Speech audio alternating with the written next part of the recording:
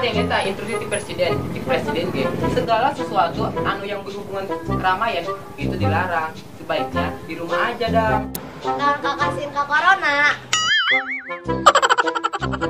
Ya tuh kakak mah pensiun ke corona dah. Ih kakak doang nu teu jiga boga Allah wae. Aduh dam. Coba manehnya diwari ke tengah jalan, cicing di tengah jalan. Nyambung atuh kayak orang katabrak ku mobil. Nah, mana sih ku mobil? Orang Allah Gusti Allah bae. Woo!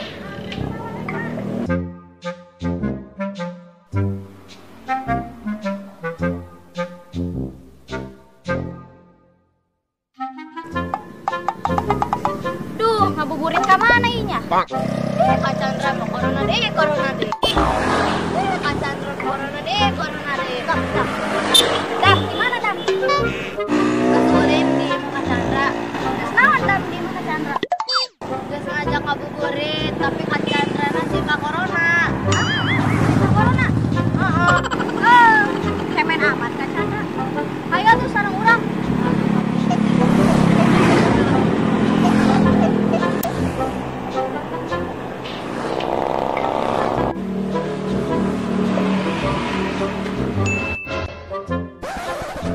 Assalamualaikum.